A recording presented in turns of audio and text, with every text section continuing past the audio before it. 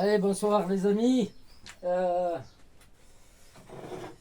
je suis en train de démonter la cage du Fireteam. Euh, on va en parler un petit peu. Euh, alors, ouais, je rigole parce que David LM, t'es un escroc. Ouais, je sais que lui va rire. Pourquoi tu m'as vendu cette merde? Non, en plaisante, les amis. Alors, attendez, je vais enlever encore de vis là. Ouais, donc je suis en train de démonter la cage du Fireteam. Et bordel qu'il y a de la vis. Vous imaginez pas la quantité de vis qu'il y a sur ce machin. Euh, voilà, j'ai tout démonté, les bonhommes à l'intérieur et tout. Euh, et bon, sachant que David n'a pas démonté la cage. Bon, après, il m'avait déjà averti qu'il avait, ben, par exemple, il a acheté la voiture, lui, RTR, hein, donc ready to run. Et, ben, lui, il a reçu déjà la cage. Bon, moi, j'étais au courant, mais vu que je m'en branle un peu. Attendez. Il a reçu déjà la cage avec ben, le bonhomme qui manquait. Donc, je sais plus chez qui il a acheté, mais vous voyez, alors il y a des. Bon, c'est à l'envers parce que voilà, je suis obligé de. Pour avoir un retour, je suis obligé de mettre à l'envers. Donc désolé. Voilà. Et il y a pour tenir les bras des bonhommes, il y a des petites pièces en triangle là, comme ça là, qui viennent se mettre avec une vis par-dessus la fixation du bras. Bon, il lui en manquait une. Il a il a contacté la boutique de vente. Bon, ça n'a rien donné. Donc voilà. Enfin, au prix de la machine et déjà au prix de la carreau, ça devrait pas être normal. Et moi, en démontant, alors attendez, c'est sur quel morceau? Voilà, je m'aperçois que la carrosserie, voilà, bon, lui, il n'a pas démonté rien du tout. On s'aperçoit que, bon, mais il y a déjà des petits trucs qui sont cassés comme ça dès le départ. Euh, Franchement, on va en parler, mais voilà, ce qui fait, je pense que c'est pas top. C'est vraiment pas top. C'est pas grave. Ouais, moi je démonte, en fait, j'ai démonté toute la cage pour voir où c'est que j'allais faire mes ancrages de fixation. Mes ancrages de fixation pour le MT Sport 2. Et au passage, au fur et à mesure de démontage, je vois comment est foutu la carreau. Bon, le truc c'est du chewing-gum, hein. Franchement, c'est vraiment du chewing-gum, hein. Voilà. Bon, là j'ai des faits de vis, mais c'est du chewing-gum. C'est du chewing-gum. Ça, c'est une partie qui vient se mettre à l'intérieur ici. Et qui, je suppose, sur Arma vient s'appuyer sur quelque chose. Euh, toute la. Bon, c'est souple, hein. C'est peut-être pas plus mal, mais toute la cage est comme ça en fait. Et ce qui fait la rigidité de la cage, eh ben, c'est réellement tous les plastiques qui sont fixés dessus. Quand je vais vous montrer la quantité de vis que j'ai sorti, et encore, j'ai pas tout enlevé, mais juste pour. Vous avez le capot. Vous avez.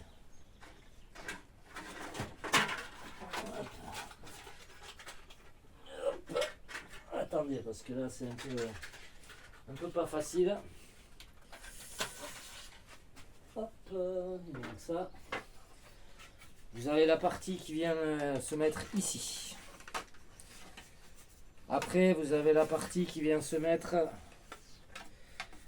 ici derrière. C'est l'autre, comme par hasard.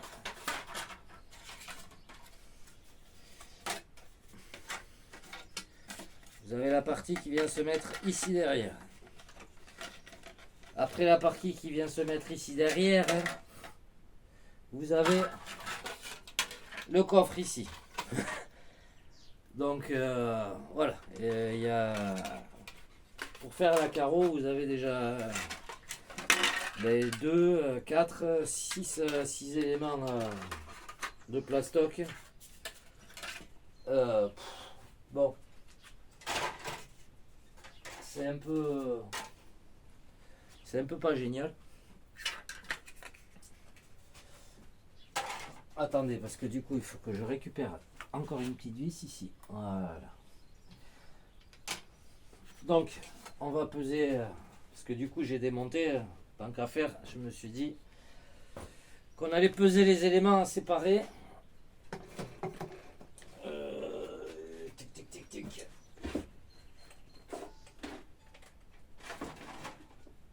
Là. Voilà, alors ça c'est le truc. Alors ça, tiens, si vous avez la cage que vous avez besoin de démonter ça, vous allez avoir 2 vis faites pour enlever ça. Déjà, il faut enlever le capot. Parce qu'il y a les 2 vis qui tiennent sur le dessus du capot viennent se mettre ici. Après, vous avez 1, 2, 3 vis à l'intérieur de chaque côté. Donc là encore, ça va. Mais le truc c'est que ceci est emboîté par l'intérieur, donc il faut rentrer l'avant comme ça, en faisant gaffe au bonhomme. Voilà, ça vient s'emboîter comme ça, et après en fait vous allez être obligé de démonter cette partie arrière là. Ah, vous voyez pas. C'est que pour l'emboîter, voilà, vous avez cette partie, cet arceau là derrière. Attendez, je ressors ça. Vous allez être obligé de démonter ces 2 vis ici. Ces 2 vis ici, de chaque côté, pour pouvoir écarter la cage et déplacer l'arceau pour pouvoir retirer les bonhommes à l'intérieur. Voilà. Donc ça, on va les remettre. Hop.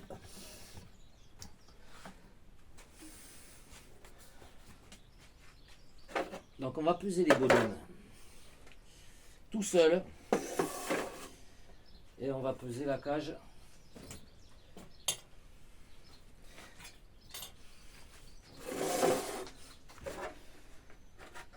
Alors du coup les bonshommes. Rien que les bonshommes, il y a 220, 40, il y a 260 grammes de bonhomme avec le cockpit intérieur. Donc déjà 260 grammes. Et la cage, on va mettre la cage complète, hein. Bon, sans les vis, il faudra rajouter le poids des vis. On va mettre tous les plastiques.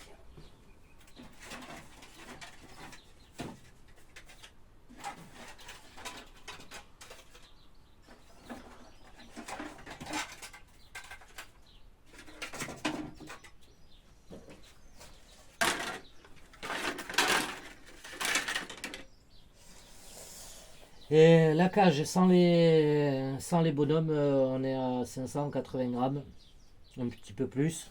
Bon, avec les vis, on va dire 600 grammes quoi.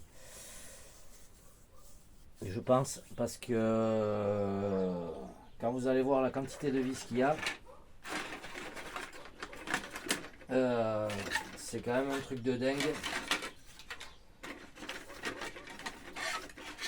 Alors, je pense que la cage, ils ont prévu.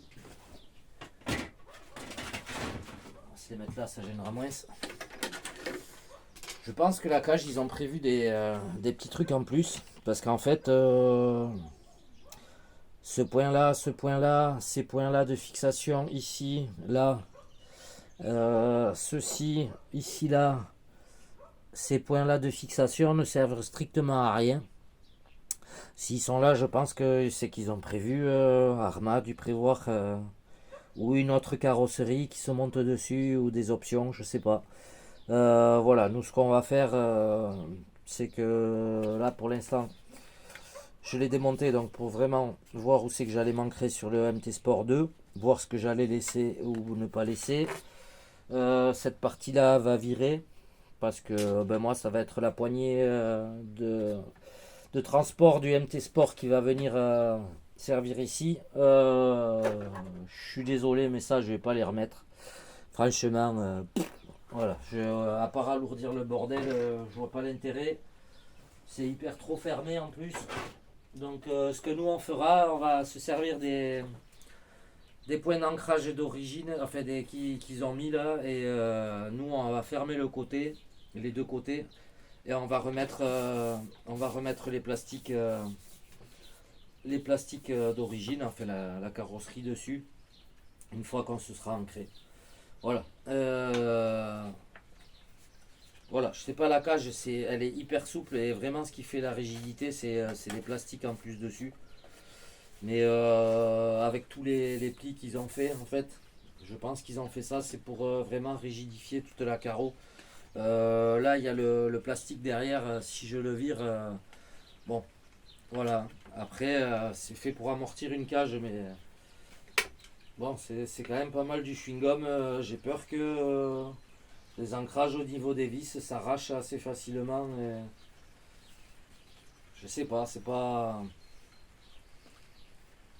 Pour le prix, je crois que la carreau complète elle fait 290 € ou quelque chose comme ça.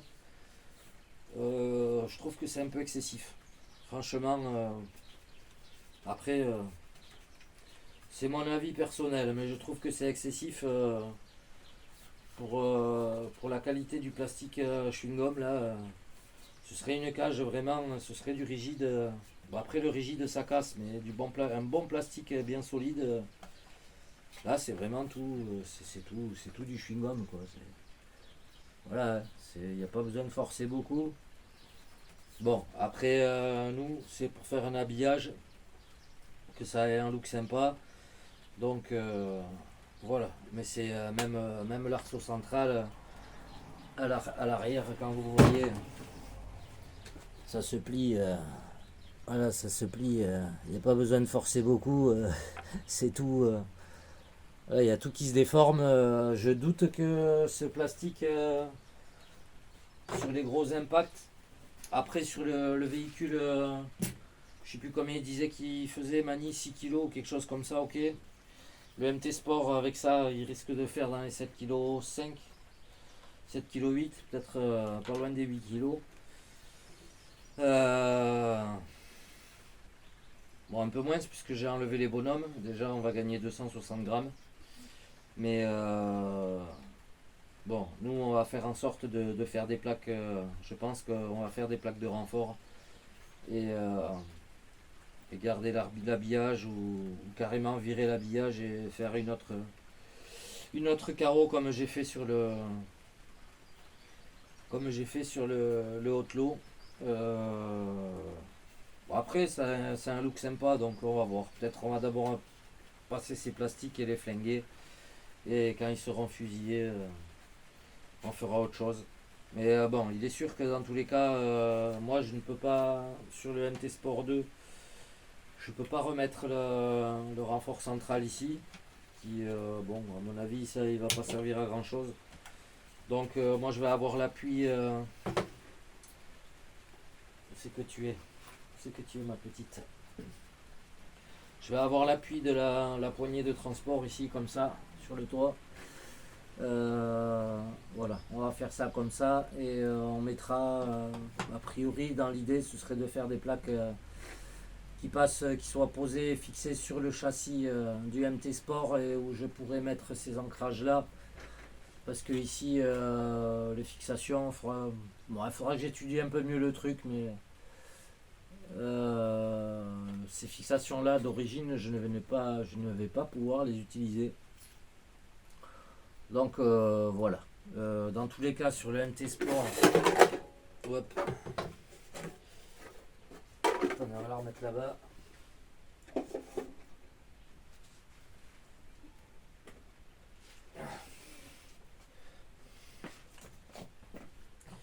Ah oui, les vis. Ah, attendez. Les vis. Alors, tout ça.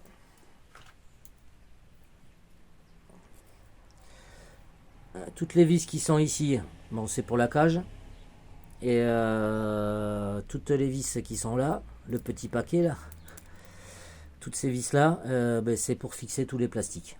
Alors, je vous dis pas la quantité de visserie qu'il y a là-dedans. Pouf, voilà. Ça doit faire du poids. Il faudrait les peser, mais ça doit faire quand même pas mal de poids en plus. Voilà. Après, la visserie est de qualité, ça va. Et franchement, ça va, c'est correct. Et ils ont quand même mis des vis avec des rondelles intégrées pour tenir les parties plastiques sur la carreau. Mais ouais, je pense pas que ça vaille le prix qu'ils vendent ça, quoi. Après, je veux bien, il y a de la forme, il y a le moulage, mais franchement, bon, on a connu pire, mais on a connu mieux aussi quand même. Mais elle a de la gueule, franchement. Donc, ouais, nous, le MT Sport, on va pas pouvoir descendre plus que ça. Donc, on ne pourra pas intégrer les bacs en supprimant un peu la partie avant. Parce que la carreau, en fait, elle s'arrête ici. Elle s'arrête vraiment ici.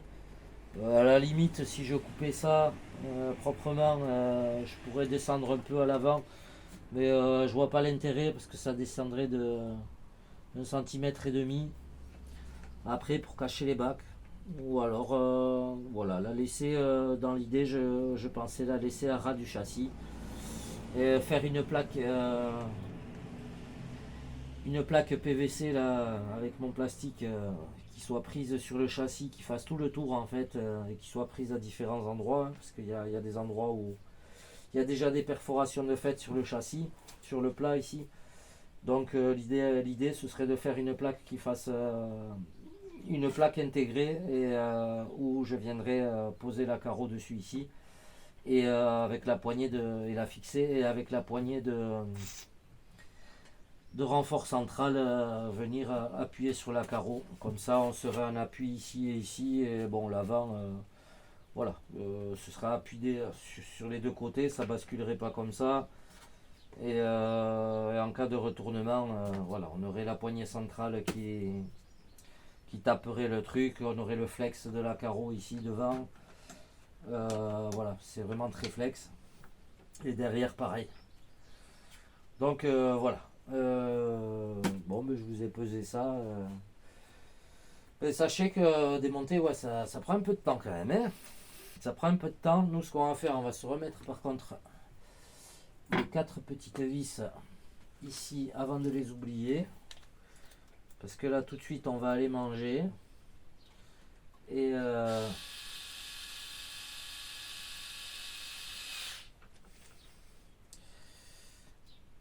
voilà, donc n'oubliez pas, si vous voulez sortir les bonhommes à l'intérieur, il y a 3 vis par l'intérieur.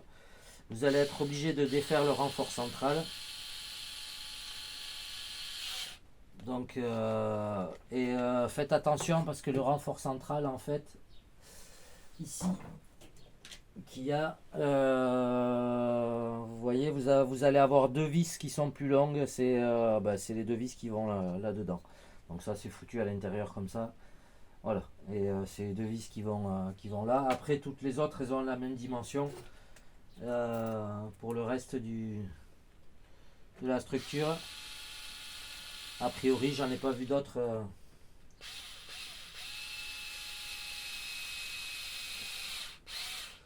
J'ai pas vu d'autres dimensions différentes, on va dire. Il y en a que 2 qui sortent du lot. Il en faut 2, 3.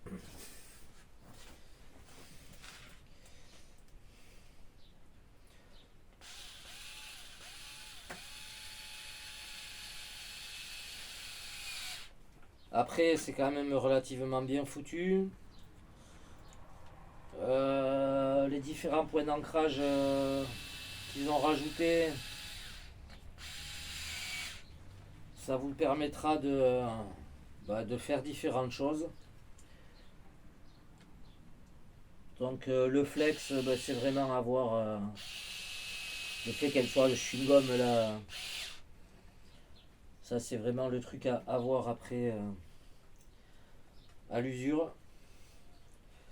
Je crois c'est RC en PLS qui en a un Fireteam, donc il a l'air de faire quand même pas mal de retournements. Bon, ça a l'air de tenir après, mais lui il vous en dira plus que moi là-dessus, puisqu'il a une Arma. Voilà. Au final, ce qu'on va faire, je vais vous remonter. Je vais juste vous remonter vite fait. Attendez, il me faut. Ça, c'est la partie arrière, on va la poser. Ça, c'est la partie là.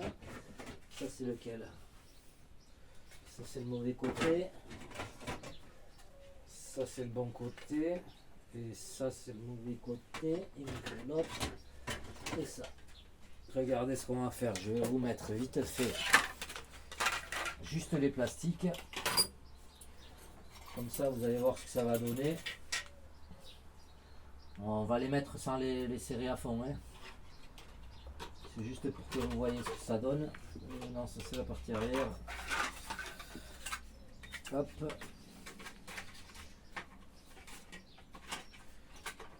Voilà. Donc ça c'est en dessous.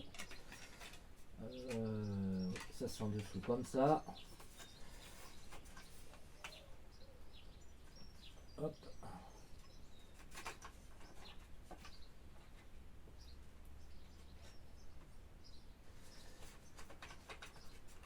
Voilà, on se prend le temps quand même de faire la chose comme il faut. Donc c'est bien celui-là. Le point d'ancrage.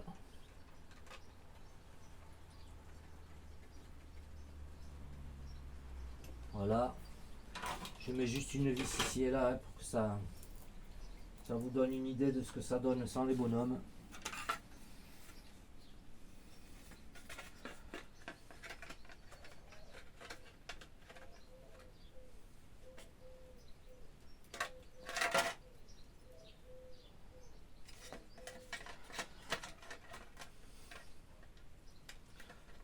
Enfin, pour moi, ça mériterait un Lexan un peu plus gaillard.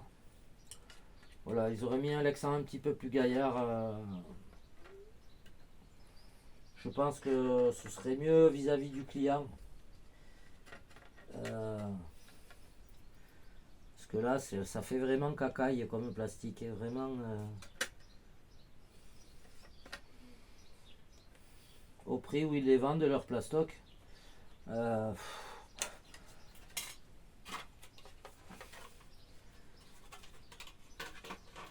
Voilà. Donc, a priori, ça donnerait un truc comme ça.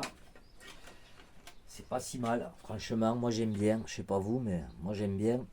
Voilà. Nous, on fera une partie latérale ici. Peut-être un peu avec une forme sympathique. Et à partir de là, peut-être, voilà, faire un truc un peu sympa. Voilà, comme ça, le ventilo, le vario, il sera bien ventilé, le moteur aussi. Quoique, vu que la caisse est haute, bon. Mais de toute façon, les bonhommes gênent. Si vous voulez monter sur le MT2, il faudrait rabaisser le vario un peu. Parce que du coup, les bonhommes, ça gêne un peu, quoi. Voilà, ou sinon, il faut la mettre assez haute, la carrosserie. Enfin, voilà ce que ça donne quand il n'y a pas les plastiques. Donc voilà les amis, nous on rigolait avec David tout à l'heure. Donc c'est pour ça qu'on disait que c'était de la merde. Et il était dégoûté quand même quand il a vu au démontage qu'il y avait quand même des trucs qui étaient un peu déjà déchirés de base. Il dit ils se foutent un peu de la gueule du monde quand même au prix où ils vendent ça. Voilà, c'est pas bien grave de toute façon. Nous les carreaux on les rosse, c'est normal. C'est de l'usure. Et voilà, mais ça va avoir de la gueule ça. Ça va être bon ça. Oui, ça va être bon ça. Allez, je vous fais des gros mouchous. À très vite.